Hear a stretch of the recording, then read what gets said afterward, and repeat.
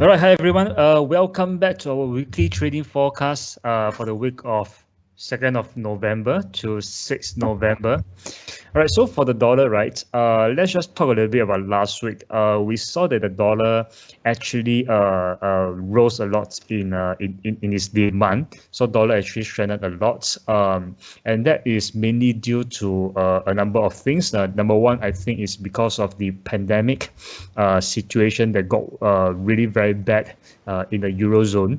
So like some countries, if I'm not wrong, I think France or Italy, they used to have this, lockdown things, but then after they reopen it up, but right now they need to lock it down again. So it obviously shows that a second wave of this coronavirus is coming.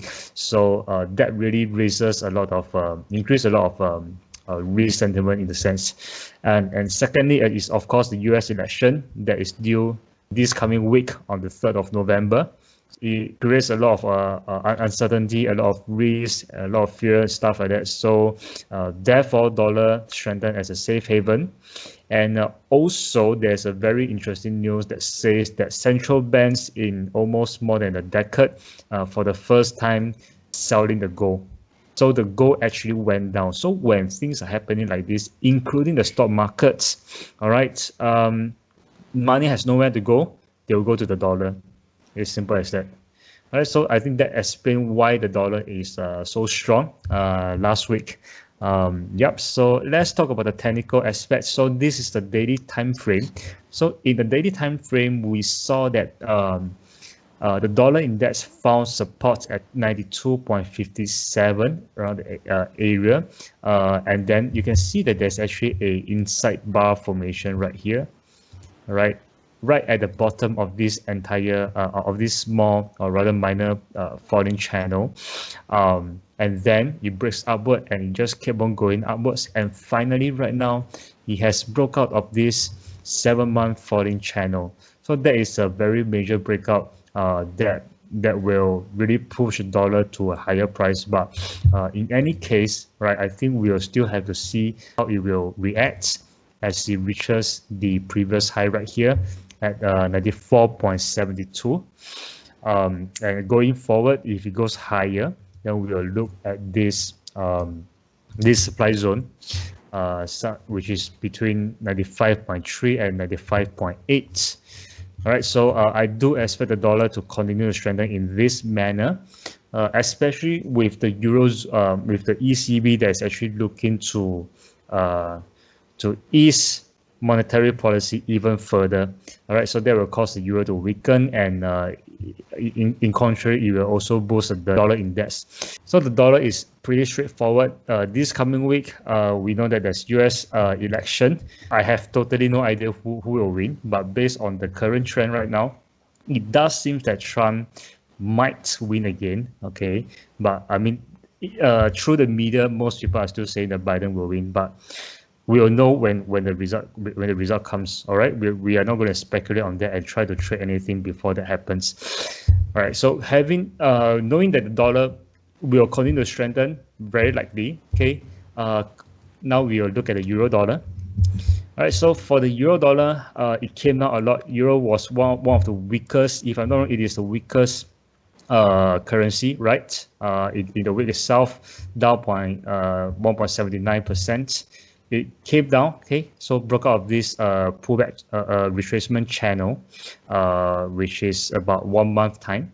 All right, so the breakout now is coming to this previous low, support at 1.1613. So we'll see how it fare, but again, I think there will be a very good chance for it to maybe retest a little bit, okay, and then after that maybe a little bit pullback before it actually went on and break below this support and go towards this 3-month demand zone. So Eurodollar is quite straightforward. If you go to a smaller time frame, I think it's pretty straightforward. If you want to sell Eurodollar, just wait for the pullback.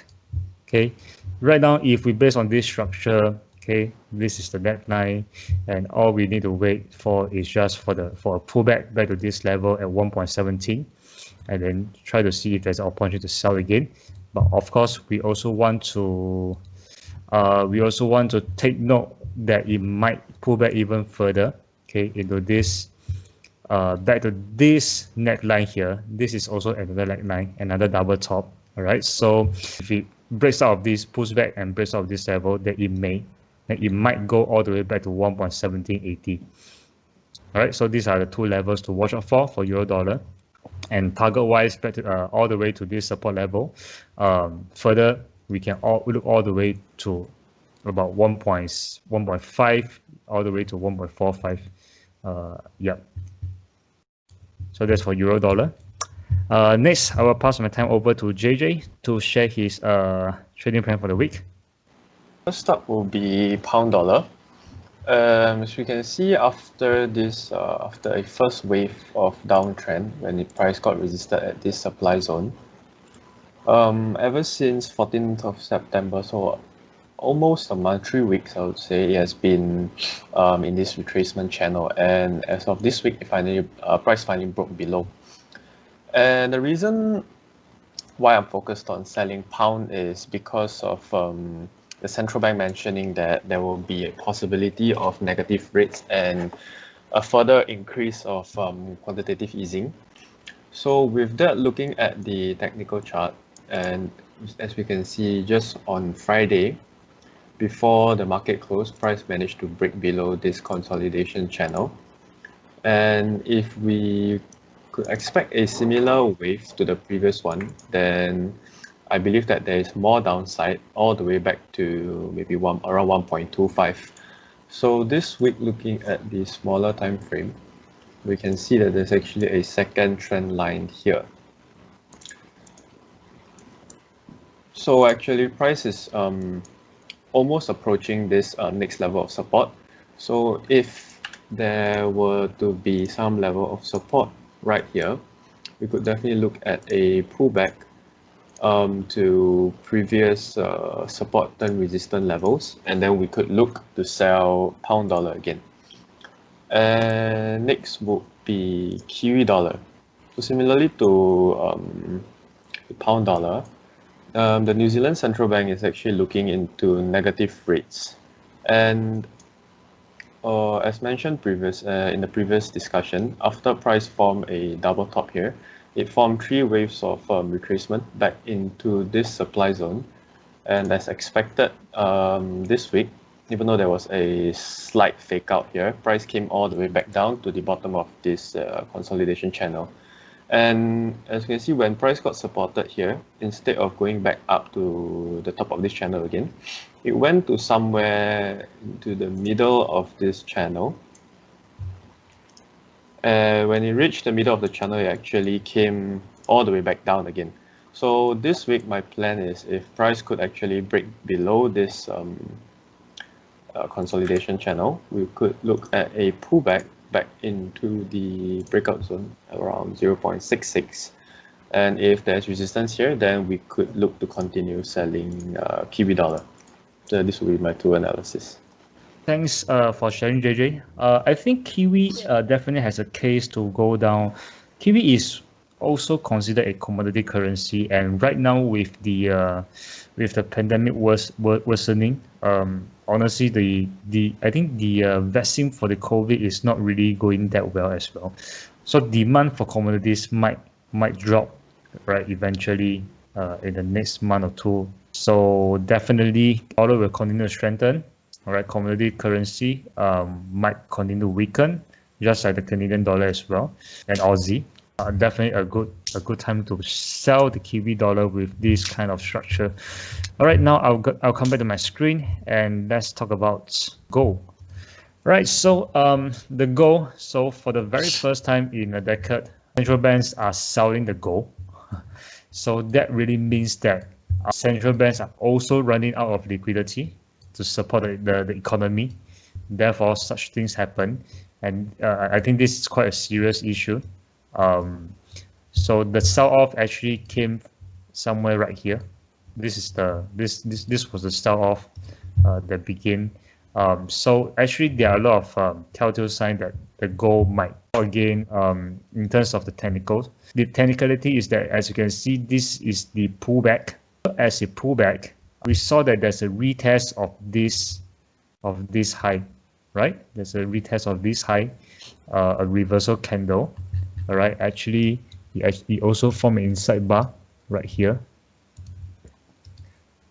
All right, and then after that it came down, breakdown of this inside bar, and eventually it started to exit, right? Exit this the bottom of this rising channel, and even though there are supports right here, but we just don't see any strong rebound. And finally, you finally broke out of this channel entirely, and it started to fall. But right now, it is back to a very important demand zone, as you can see, right? This entire area is a demand zone. In fact, all the way to this level. Right? Why? Because this area is a double bottom, right? Forms a double bottom and go up all the way. Now it's coming back to the same area. All right, so at the same time, the selling of gold has stopped for the moment. But I think if the dollar continues to strengthen in this manner, I think it will go down even further. So what is going to happen on my side is I will be waiting, all right, for the price. Right now, okay, it actually found a resistance somewhere at the top right here before Friday ends. So it came down, and I think we can possibly wait for the same thing to happen, such as if the price were to range for the time being, okay, it went up again, okay, retest the high right here, and then if there's seller, it came down again, and the buyer exits, then we'll have a case to sell the gold again. At this time round, we'll definitely look all the way to the bottom of this, or rather the previous low right here, 1,850, and looking further beyond, I think it can go below 1,008 all the way to somewhere 1,780. But then again, we want to see what really happens after the US election as well. All right, so there's gold. But however, if it came down first, right? If it came down first, I think you can look to buy first, because obviously this is a very, very obvious inside bar. So if it doesn't push back, if it doesn't go up at first, it came down first, okay, try to find supports and can try to buy the gold right here again. And if you go to the 1 hourly chart, okay, you can just pull out a Fibonacci. Okay, you can just pull out a Fibonacci, and you realize that this level, okay, at the inside bar is somewhere at 61.8% again. And gold likes to respect 618. This does provide quite a good support. All right, so if it came down first, okay, somewhere at 1871 to 1869, okay, you can look to buy the gold again. Okay, looks all the way to 1,889, or maybe 1,890. If there's resistance again, you can try to sell. But otherwise, you can also continue to wait for the pullback a little bit further to 1,895, because that was a support level previously as well. Okay, you can also do things like what? Just pull a trend line from the top, right? So everything is right here. Everything is right here if you want to sell gold. Right? It's that simple. Okay, so after gold, last but not least, just want to share about US30, the stock market. So stock market came down as well due to the pandemic, due to US election. Money doesn't know where to go. It goes to the US dollar. Gold fell, and the stock market fell as well. So if we look at the weekly time frame, all right, this is the biggest drop since the pandemic breakout begins. All right, I think this drop is even bigger than earlier June. So at this time round, there's a difference. You see previously right here, right, we saw that although it came crashing down, but it did not break any previous low in the weekly time frame. But right now you can see that this weekly candlestick, it break below the low right here, which means to say it actually created a new low, and that could potentially cause even more sell-off, where people, I do believe the market is also expecting a second wave, the pandemic, and it's happening in the Euro area. So the second wave of a sell-off could also happen, but to what kind of magnitude, that is up to market to eventually show itself. But I do think with this structure that we have right now, the US markets, the Dow Jones is going to go down even further. Then again, we want to also look at the US election first. All right. So, but other than that, I do believe you'll go down further. Okay, the entire structure definitely favors a short, a sell for the Dow Jones. All right. So with that in mind, if we want to sell the US stock markets, definitely first thing first, okay, is to wait for the pullback back to this trend line here, okay, because if you go to the daily time frame, okay, this is a double top, correct? So after the double top, right now it actually pulled back to this level already, which means to say it's about time you can try to sell again. But of course, definitely do expect even more pullback. Okay, we don't want to be too certain that it will just keep on falling. Always pull at Fibonacci, okay, and see how far it can actually go. If it yep, I think if it doesn't goes down from this level, okay, we can look at the 382 level. That's at somewhere at 27,000. After that, we'll just see how the stock market actually develops, and then we can decide again. But otherwise, for target wise, I think we can look all the way back to this support. Very obvious one. Okay, all the way to 25,000. Okay, we'll look to 25,000 first, and then we can look all the way to 22 or 23,000 should a second wave of sell-off really happen.